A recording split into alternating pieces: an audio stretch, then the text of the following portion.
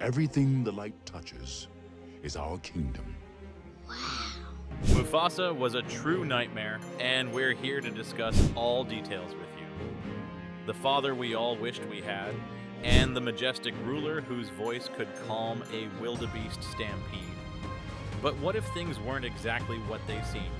This is not an attack on your childhood, it's a trip through the shadows of Pride Rock, and it might just flip your entire view of the Lion King on its head. There is no denying that Mufasa was royalty personified. He ruled with a deep voice, wise eyes, and the kind of presence that made even Zazu straighten up. Every creature, from the tallest giraffe to the tiniest dung beetle, bowed when he walked by. He had the circle of life speeches down, he had a loving pride, and he clearly had the look. That golden glow, that regal strut, that fatherly charm. From the very first scene of The Lion King, Mufasa is set up as the perfect monarch. When Simba beams up at him, we beam too. When he says, "Everything the light touches is our kingdom," we're all nodding like, "Yes, sir, wise and poetic." But here's the thing. Villains never start out looking like villains. Sometimes they look like kings. So let's ask the question that no one dares to say out loud. Was Mufasa Loki a tyrant? Well, let's explore that possibility. First, Scar was never really given a chance. From the beginning, Scar is painted as the lesser brother, scrawny, sarcastic, in the shadows. But if you look closely, you'll see something else. A lion who was completely sidelined. Scar, whose birth name, by the way, was Taka, meaning waste, was never given real responsibility in the kingdom. It seemed like Mufasa kept all the power to himself. Even Zazu disrespected Scar to his face, and that's the king's advisor. That kind of open disrespect doesn't happen without the king's silent approval. So was Scar really evil? Or could he have been bitter and resentful after years of exclusion?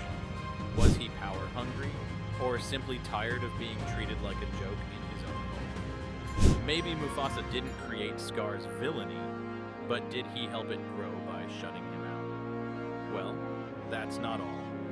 Remember the circle of life belief concept? Take a closer look and you'll realize that it was more like a circle of control. It's beautiful, poetic, and oddly manipulative. Think about it. Mufasa teaches Simba that everything the light touches belongs to them. Not shares, not respects, but owns. That's not just leadership, that borders on conquest. Hyenas, exiled, shadowy places, forbidden, outsiders, erased from the narrative. That circle might not have been as inclusive as it seemed. Some believe that it was more about establishing dominance than balance. Under Mufasa, only the lions at the top benefited, while others, like the hyenas, lived in exile. It's classic monarchy politics, but covered in Elton John and animation gold. This is where it gets interesting. Have you ever asked yourself if there was more to Mufasa's death? Okay, deep breath. We're not saying Mufasa deserved to die. No one deserves to be flung off a cliff in slow motion.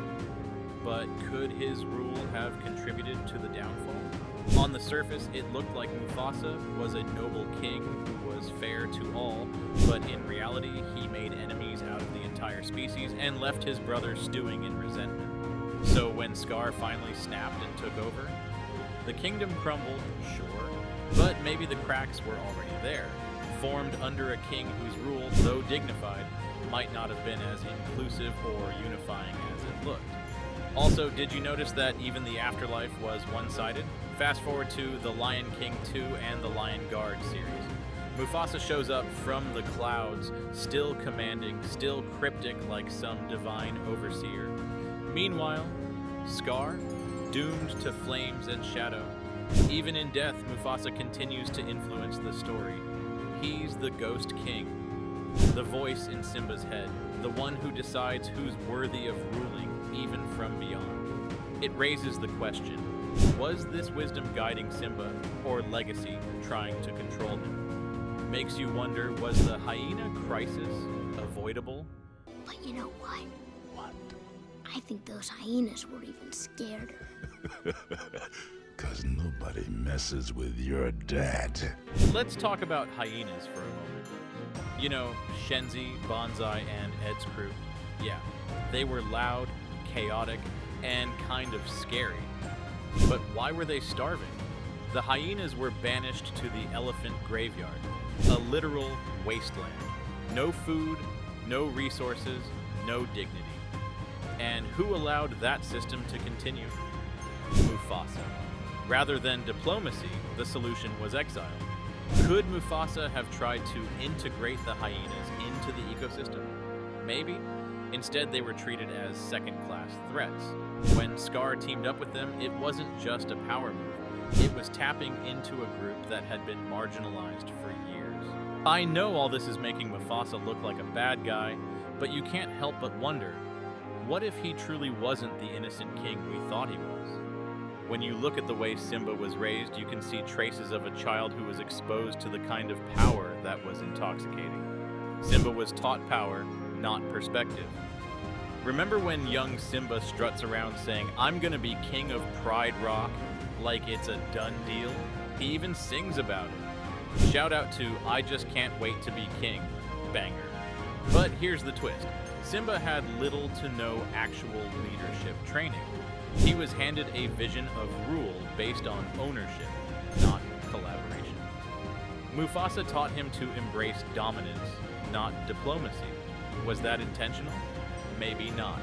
But it sure set the stage for a young prince who believed the world owed him a crown. Now, let's go back to the iconic ghost scene in the Lion King film. Simba is living his Hakuna Matata life. He's healing, growing, free, and suddenly, his father appears in the clouds, saying, "Remember who you are." Simba, you have forgotten me. No. How could I? You have forgotten who you are, and so forgotten me. Look inside yourself, Simba. It's powerful, emotional, but it also tugs at Simba's guilt. Some viewers see this moment as spiritual encouragement. Others view it as emotional pressure. Simba was finally at peace, and Mufasa's voice pulled him back into a cycle of leadership and legacy that he wasn't sure he wanted. A push toward destiny, or a pull back into the old system? Let's talk about leadership under Mufasa. Was it merit-based? Not really. It was all about lineage. Only royal blood could lead. There was no lion council, no community voice. Scar, his own brother, was overlooked. Other lions? Just background characters. Mufasa might not have done this out of malice, but the monarchy he upheld left no room for fresh leadership or outside voices. So, was he a villain or just flawed? Let's not get it twisted. Mufasa was iconic. But if you look a little closer, you'll see that the mighty king wasn't perfect. And maybe, just maybe, if we step out of the golden sunlight and into the shadows of Pride Rock, we'll see a different side of the story. One where power, pride, and tradition sometimes got in the way of unity.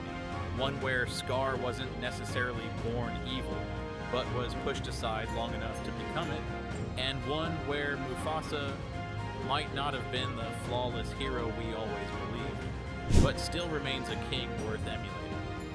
When you begin to dig into the Lion King universe, you uncover secrets you never thought existed, and maybe one of those secrets is the true nature of our beloved king, Mufasa. If you enjoyed this video, don't forget to give it a like and hit that subscribe button for more wild takes on the Lion King like this one. And hey, we really want to hear from you. Drop your thoughts in the comments. Was Mufasa misunderstood, or have we been blinded by the golden glow all